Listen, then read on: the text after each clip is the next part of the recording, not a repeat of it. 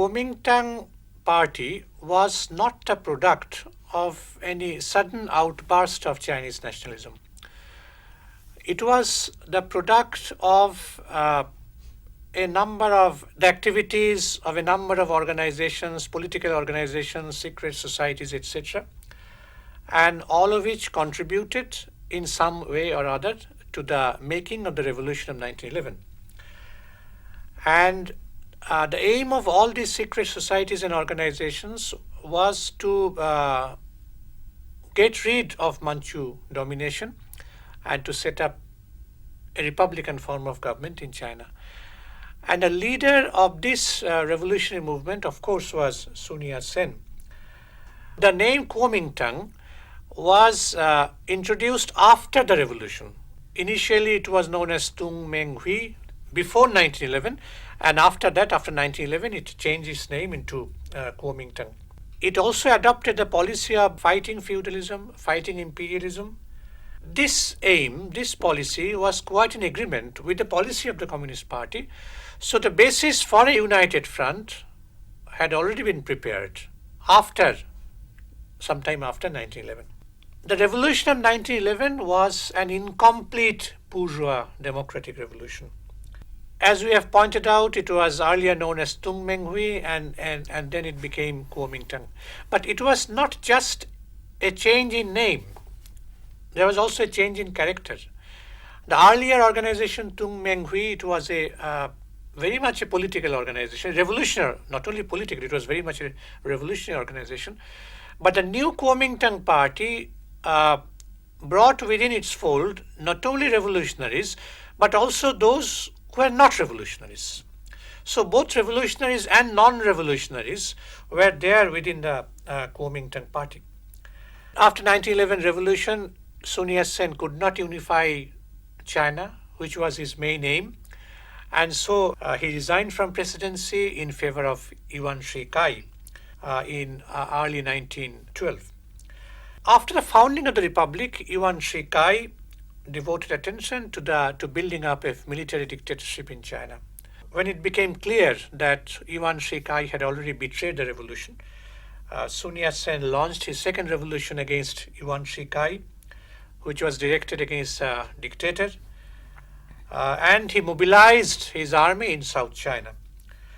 But this uprising was suppressed after months of fighting, and the main reason for this failure was that agrarian demands were not highlighted, these were not addressed at that time. And after gaining victory, Yuan Shi-kai also banned Kuomintang Party. Now, with the outbreak of the First World War, China stood face to face with a series of new problems. Japan, as you know, fought on the side of the Allied troops in the First World War. And only one battle was fought between Germany and Japan, and it was fought in the Shantung province of China, and there Japan came out victorious. Because of the difficult situation prevailing in China at that time, Japan was faced with the prospect of converting all China into her own colony. Not only Shantung, but all China into her own colony. And it was in this context that Japanese minister to China, Hioki Eki, presented the infamous 21 demands to the Chinese government. And actually, it implied that if those demands were accepted, then large parts of the Chinese territory would be colonized, directly came under Japanese colonial control. And this led to a social ferment, an intellectual awakening or revolution, which ultimately came to be known as the May 4th movement. Meanwhile, political crisis within China had intensified as never before. Now, the Peking government, it was a very weak Peking government, and so it enjoyed only nominal power. And the military forces of Yuan Shi-kai got split up into two parts, and the post of the president and the place of the capital had been shifting from the hands of one military group to another. And those military groups were under the control of imperialist powers. Two were under the control of Japanese imperialism. Another was backed by the British and US imperialism. And this period was known in history as the period of the warlords, warlordism. That's an age of the warlords in the history of China. And it was the foreign powers which supplied money to those cliques, Chinese cliques, in Anhui province or in Hubei province or Manchurian region. And it was through this that the imperialist powers exercised much control over large parts of the Chinese territory. Now, after the death of Yuan Shi-kai, Sun Yat-sen returned to China from abroad, and he opposed China's joining the First World War. He opposed it. And he declared that China could only take part in the war that was directed against all forms of imperialist control over China. And with that end in view, he established his own revolutionary government in Canton, but this government was very short-lived. Meanwhile, changes had also been taking place in the thinking of Sun Yat-sen. By then, October Revolution had already taken place. He was much influenced by the Russian Revolution, and from 1921 he started studying the nature, the implications of the Russian Revolution. The Communist Party of China was born in 1921, and which was an entirely new social force, new social and political force. And Sun Yat-sen started conversations both with the CPC as also with the Soviet leaders. And in this way, he drastically revised his own opinion also. He formulated his three major policies, which are very important. One was alliance with the Soviet Union, then alliance with the Communist Party of China, and a third was assistance to the workers and peasants. Side by side, he also revised his three principles of the people in accordance with the changing situation. And in a changing situation, nationalism no longer meant the substitution of Chinese for the Manchu rule, because the Manchu rule was no longer there. And its new content was opposition to all imperialist control. It was a new content, a definite anti-imperialist content, which was not there before 1911. And there was another important content, and that was full equality of all nationalities in China. Democracy, of course, is to be shared by the common people, and it should not be controlled by a minority of people. Livelihood, once more, was centered on the demand of land to the tillers, and which enabled Sun Yat-sen to make an appeal to the Chinese peasantry, which was not there in the earlier period. And then the right of the workers to organization and decent wages and working conditions, these were also recognized by Sun Yat-sen. Now, it was on this basis that the first united front was formed with the Communist Party of China, or the CPC, 1924 to 1927. And a revolutionary government was set up in Canton, again by Sun Yat-sen, and it also established a military academy known as the Huampua Military Academy with the Kuomintang officer Chiang Kai-shek as the KMT representative, and Chou En-lai from the side of the Communist Party. So both were represented in the Huampua Military Academy. And the main aim of the Huampua Military Academy was to train commanders of a new type for the formation of a anti-warlord army to fight against the Northern Warlords. And so the port city of Canton, it became the center of the revived hopes and aspirations of the Chinese people from then on. Now, during that period, important changes had been taking place in the international scene. Changes which also influenced the decisions of the CPC. Now, in the second Congress of the Kuomintang, which is known as the Third International, which was held in 1920, Lenin came out a thesis which is known as a thesis on colonial questions.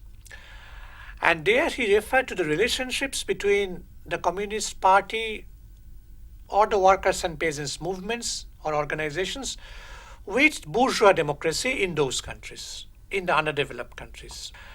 And his proposal, his thesis was that the communist parties or the workers and peasants in the underdeveloped countries can forge alliance with the bourgeoisie, but they should not merge with it, and they should always retain their own spirit of retain their own initiative and independent course of action. That is known as a colonial thesis, or the thesis on colonial questions. In the Third Congress of the CPC, held in 1923 in the city of Canton, this thesis, Lenin's thesis, was discussed. There were debates in the CPC Congress over what should be the attitude, policy of the CPC towards the Kuomintang, which was at that time led by Sun Yat-sen. And there were three opinions. One was represented by Chen Tu-siu, who was a general secretary of the CPC at that time. Chen Tu-siu maintained that Chinese revolution was a two-stage revolution. The first was the bourgeois democratic revolution. Second would be a socialist revolution. And since China at that point of time was in the first stage, so this bourgeois democratic revolution would have to be led by the bourgeoisie, that is by the Kuomintang, and the working class should only, or the Communist Party, should play only a very secondary role, insignificant role, and not the leading role, never the leading role. And it is only after the bourgeois democratic revolution would be accomplished and the socialist revolution would begin, it was from then on that working class should come to the fore to take the leadership. The other point of view was represented by Chiang Kuo-tao. According to, he represented a left line, quote unquote left line. Now, Chiang Kuo-tao refused to believe that it was a two-stage revolution. It was a single one-stage revolution, and the leadership would be given by the working class, and there was no need to forge any alliance with the Kuomintang, because the Kuomintang Party was very much a reactionary party. So we need not forge any alliance with the Kuomintang Party. That was the view of Chiang Kuo-tao. Now, third opinion was represented, among others, by Mao Zedong, Ho Shu-heng, and Chu Chiu-pai at that time. They criticized both these standpoints.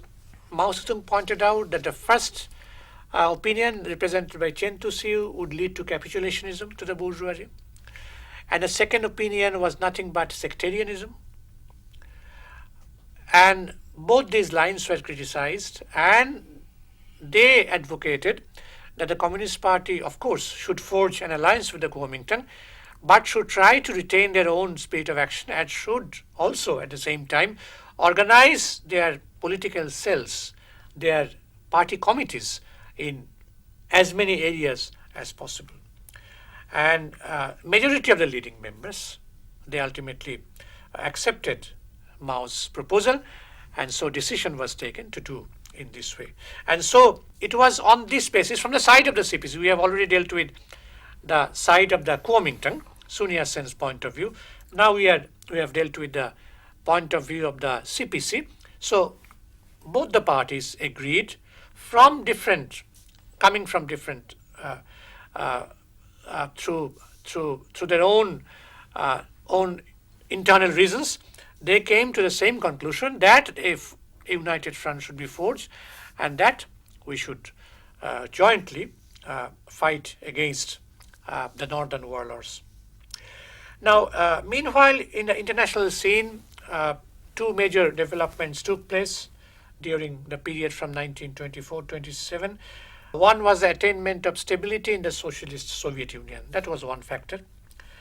The other factor was also the temporary stability in the world capitalist order.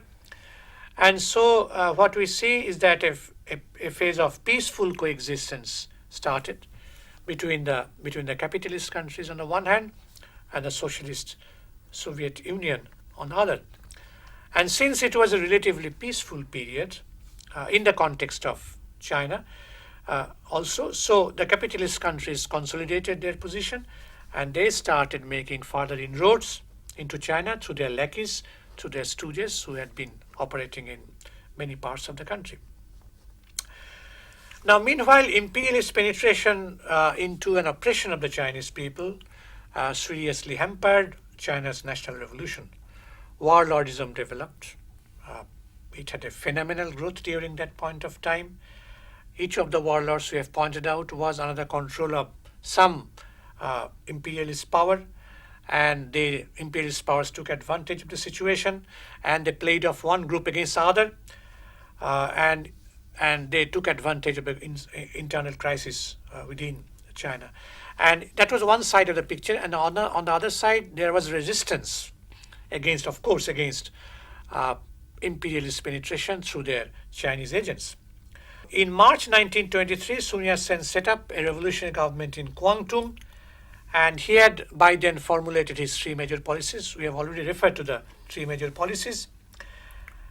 And the main elements of the three major policies were that they should jointly fight against feudalism and imperialism, and there should be the establishment of a broad democratic government by gathering all revolutionary forces, progressive forces, under one political umbrella.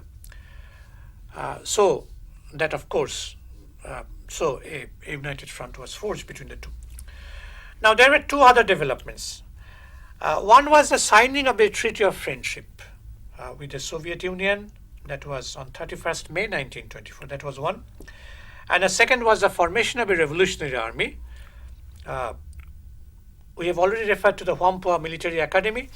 And after that, there was a formation of a revolutionary army, which was known as the Kuomintang Revolutionary Army.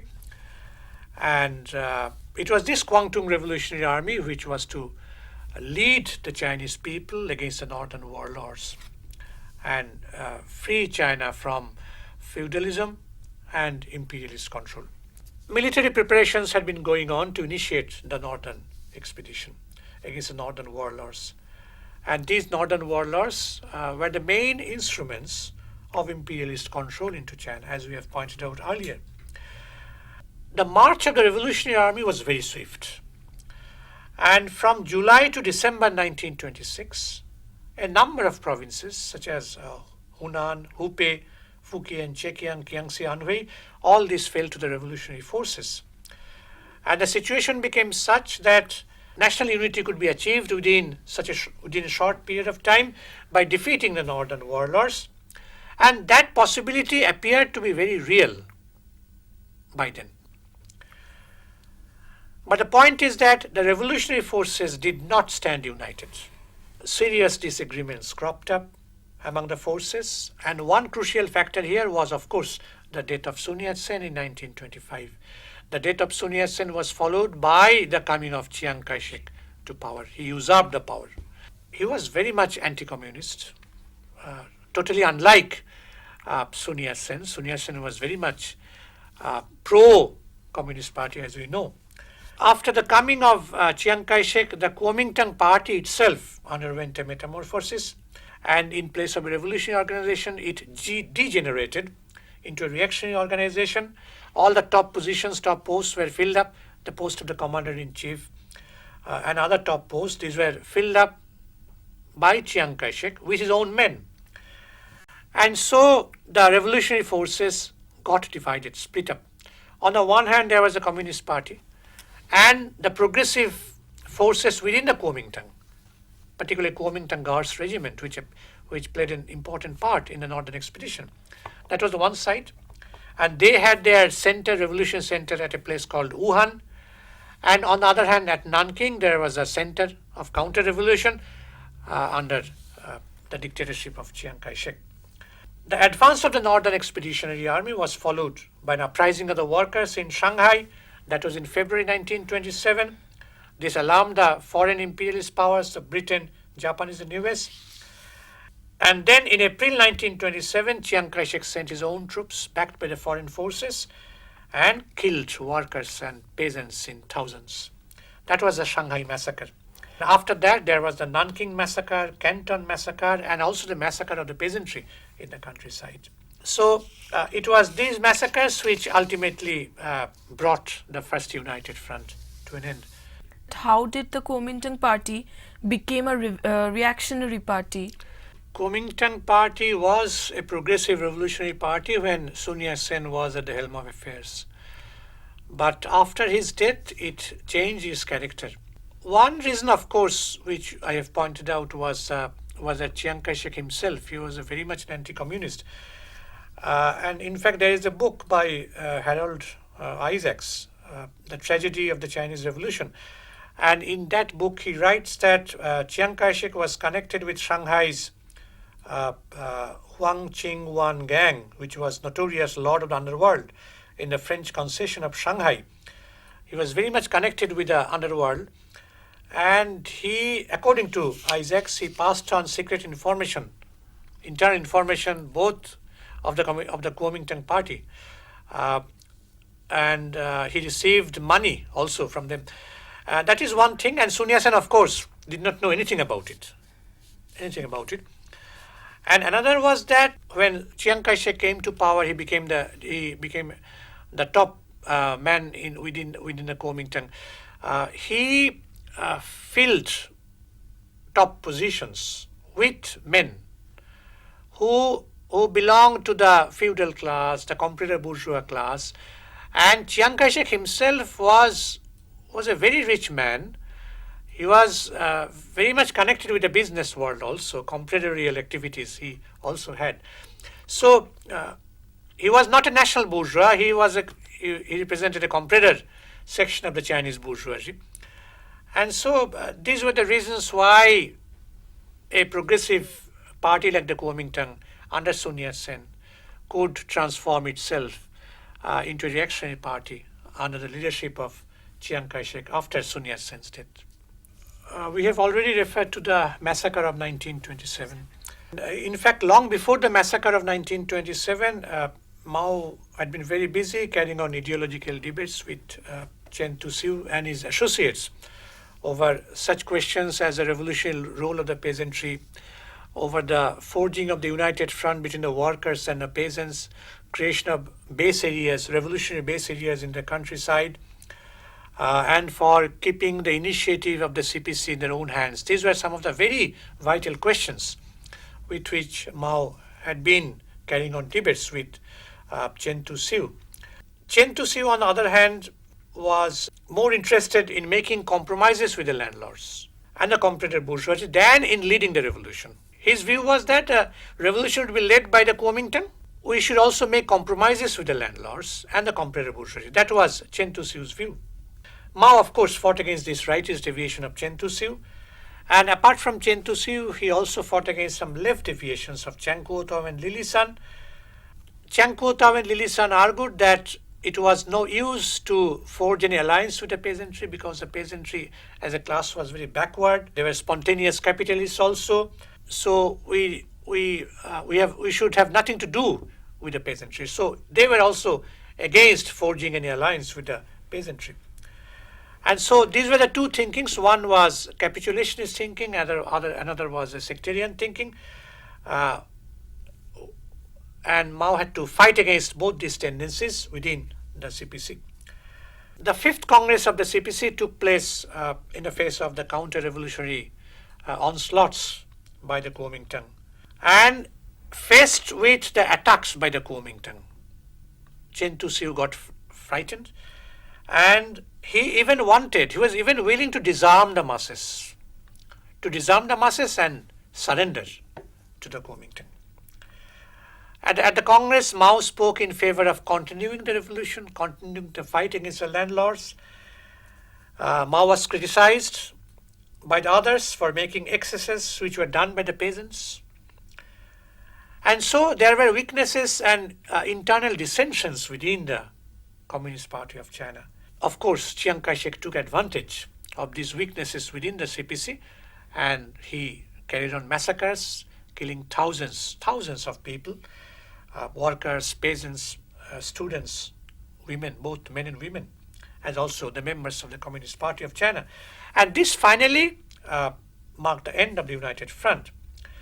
So after the end of the United Front, the Wuhan Revolutionary Center that disappeared, the leaders of the Kuomintang, most of them had already betrayed the entire heritage of Sun Yat-sen.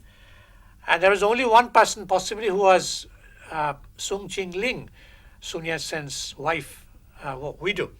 He and a few others, they continued to stand by his principles. Now, at that critical juncture, CPC set out to salvage the revolution from defeat by organizing an armed uprising in Nanchang. That was in Jiangxi, August 1927, with more than 30,000 troops under the command of Chou Enlai and Chute. Although it was ultimately defeated, this uprising had great historical significance. It marked the beginning of the struggle of the revolutionary armed forces and under the sole leadership of the CPC against counter-revolution. And it also marked the birth of the People's Army in China. So that was, despite the failure, that was his big success. There was also an emergency conference where decisions was taken for the autumn harvest uprising to take advantage of the harvesting season. We did not explain why that was very important. Harvesting season was very important.